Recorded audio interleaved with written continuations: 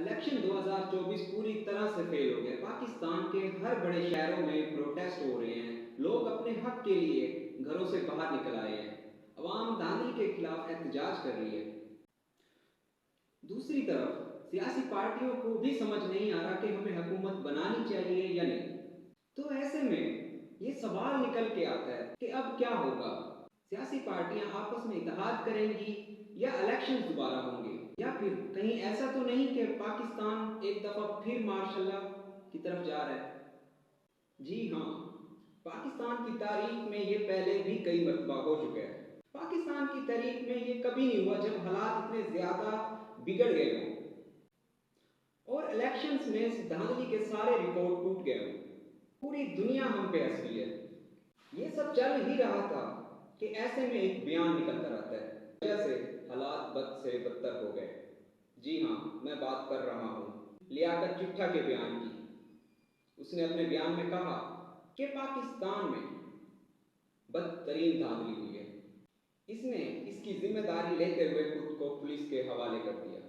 لیاقت چٹھا کا کہنا تھا کہ میں الیکشن ٹھیک سے نہیں کروا سکا، میں اپنے عہدے سے استعفیٰ دیتا ہوں۔ ہم نے جعلی مہریں لگائی ہیں اور 70 ہزار کی لیڈ کو شکست میں بدلا ہے۔ اس کے ساتھ ساتھ اس نے یہ بھی کہا کہ اس کام میں چیف الیکشن کمیشن بھی ملوث ہے۔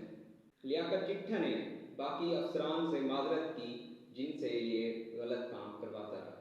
لیاقت چٹھا کے اس بیان سے پاکستان میں ہلچل مچ گئی۔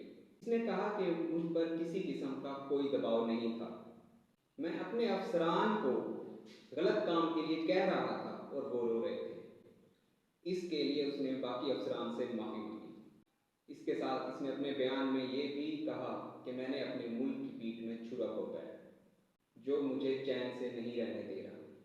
میں نے جو ظلم کیا ہے مجھے اس کی سزا ملنی چاہیے۔ اس بیان کے بعد سے پاکستان کے ہر بڑے سیاستدانوں کی طرف سے بیان آنے لگے، جس میں ایک بیان نگران وزیر اعظم انوار الحق کاکڑ کا بھی تھا، جس میں انہوں نے کہا کہ الیکشن میں بے ضابطگیوں کے خدشات کا اظہار کرنے والوں کی میں حوصلہ افزائی کرتا ہوں، ان پر پوری کارروائی کی جائے گی۔ اس کے ساتھ ساتھ انہوں نے کہا پاکستان کی قانون سازی، عدالتیں اور انتظامی شاخیں لچکدار ہیں۔ عدالتیں اور انتظامیہ کو انصاف فراہم کرنے کے لیے تیار ہیں۔